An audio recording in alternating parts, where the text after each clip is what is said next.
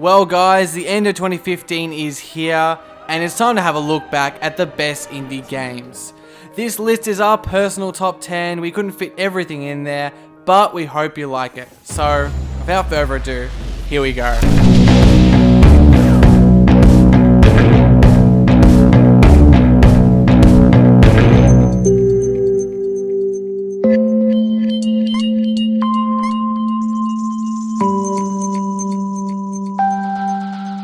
If you needed a reminder that this list is subjective, here it is straight off the bat. Dolly, a first year uni student's first ever game, is a platforming experience that only runs for about 10 minutes. Within it, no words are spoken. Instead, its narrative is told by its clever use of visual metaphor, scale, colour, and a few lines of text.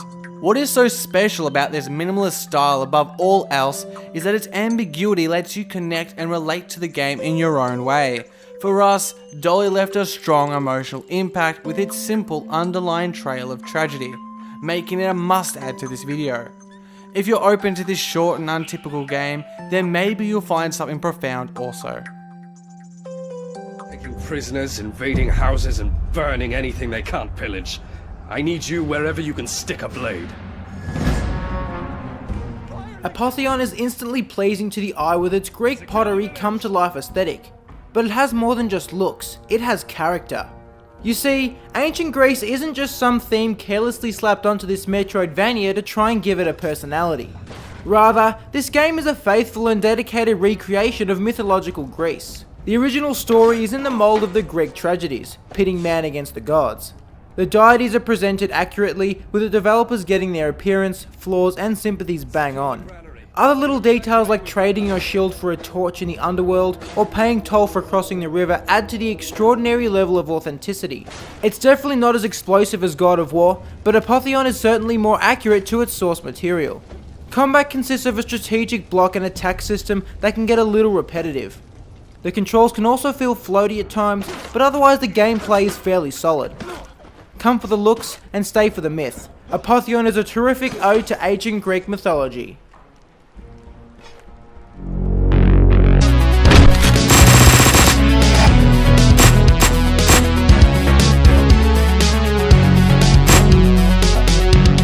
Hotline Miami 2 Raw Number is still not legal here in Australia, but for fans elsewhere in the world, this was a fantastic ending to one of the most violent and messed up video game sagas we have ever known. Raw Number remains true to the original in a lot of ways. The fast and brutal brand of top-down action returns, as do the droves of rooms filled with enemies just waiting to be turned into pools of blood. The soundtrack is also once again brilliantly filled with thrilling and dark beats. Still, Raw Number definitely has its own identity. There are 13 playable characters, a big jump from the 2 available in the original, and each one provides a fresh perspective of the story. Additionally, although the levels seem the same, they are larger and it's much harder to survive in them. It pretty much feels like Raw Number has maxed out the Hotline Miami formula, and as such, it ensures this arcade-style Murder Festivus series will remain in our memories for a long time to come.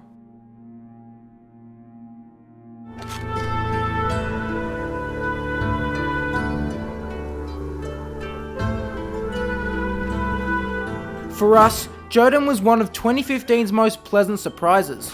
Last year's Kickstarter showed us a game with classic hand-drawn art, a cool Valhalla setting, and large-scale bosses inspired by Shadow of the Colossus. That last part had us nervous, because how could you replicate such a classic in 2D and on a small budget? But our fears were proven unwarranted. The boss fights are simply epic. The score does a fantastic job of building drama within them. Each boss is unique in design with real creativity, and the 2D setting actually works quite well by reminding you of just how small you really are. As we said back in October, our favourite part of the game is how it throws you right in the deep end with no instruction. You just have to figure things out on your own, and as such it's a game that always has you thinking. Jotun respects you as a player.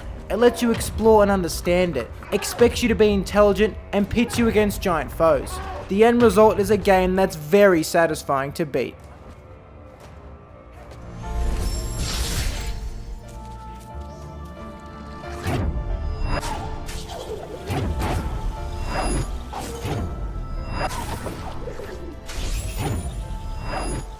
Ori and the Blind Forest is an unequivocal success. It was a triumph commercially, turning a profit in its first week, and critically with a Metacritic rating of 88. For many, it's the indie darling of 2015, and even outside of the indie realm, it's made some serious noise, featuring in plenty overall best of the year lists among the likes of The Witcher and Metal Gear. Obviously, it's a shoo-in for this list, but its place at number 6 is a bit curious. That's because, for no discernible reason, we just didn't fall in love with Ori. We still had some great moments with it, however. Its moving yet tragic opening is a masterful work of storytelling and one of the best preludes to a video game ever. Ori is an absolute blast to move. Her combined speed and agility make you feel powerful and in control. And as you can see, the art is just phenomenal. Ori and the Blind Forest is a top Metroidvania that's difficult to find fault with. It's only this low because we personally didn't click with it.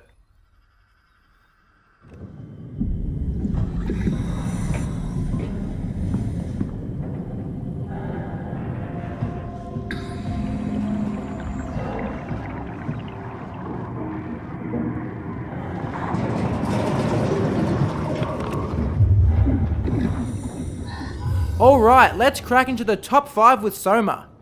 Made by Fractional Games, creators of the Amnesia series, expectations were high for this one, but were certainly met.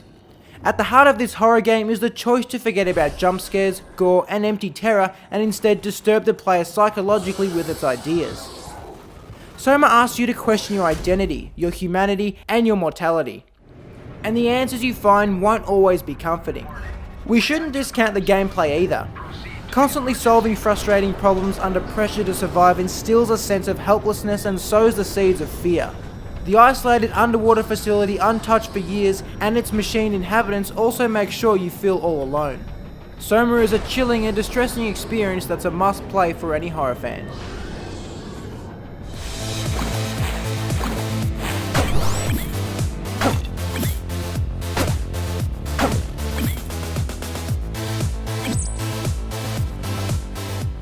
Crypt of the Necrodancer is a game we still haven't perfected, but that's because like all good roguelikes, it's unforgiving and takes many hours to even get competent. The roguelike genre has also gotten very crowded in the last 5 years, but Necrodancer keeps things fresh with its unique infusion of rhythm. Dancing to the beat is not only a different way to play, but also seems to make the turn-based gameplay faster and more fun. For a game so musically focused, it's a relief to know that the Danny Baranowski soundtrack is extremely tight. But even if you don't agree with the game's tunes, you can always import your own. We personally recommend some early 80s synth pop, such as Eurythmics' Sweet Dreams, MJ's Thriller, and Human League's Don't You Want Me, baby. If you want a challenging game to immerse yourself in, then pick up Necrodancer and lose yourself to dance. Too obvious. I believe Max has taken what you kids call a selfie. A dumb word for a wonderful photographic tradition. And Max. Life is Strange is a narrative-focused game that's been released episodically throughout the year. Its supernatural-charged teen drama story doesn't break any new ground. But that's not too important, because where Life is Strange really impresses is in its gameplay. Of course, we're talking about the game's rewind feature. Following every choice, you have the ability to go back in time and change your decision, knowing what the impact will be. This power is limited in that you can only see the short-term consequences of your actions. What happens in the long run is guesswork. Still, it sets Life is Strange apart from other games in the genre. Rewinding lets you constantly interact with the narrative and have a level of control and ownership of your choices that's unprecedented in these types of games. For weeks afterward, we were left pondering the decisions we made in-game. Whilst Beyond Two Souls felt like an interactive movie, Life is Strange undoubtedly feels like a video game. And even more than that, it's a proper revelation for storytelling in video games.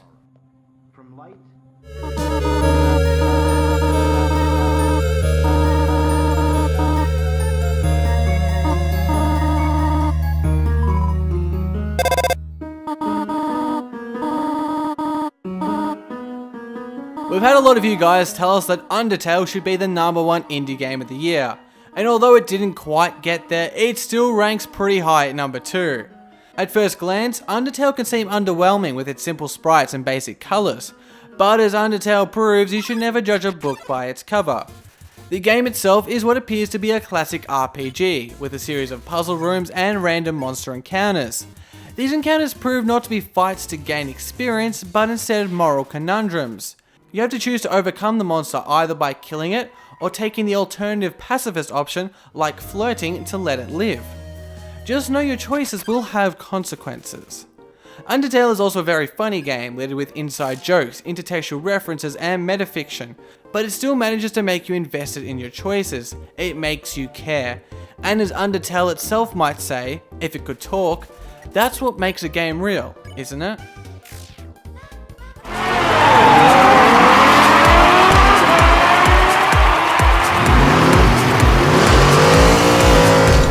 Our number one indie game of 2015 is Rocket League.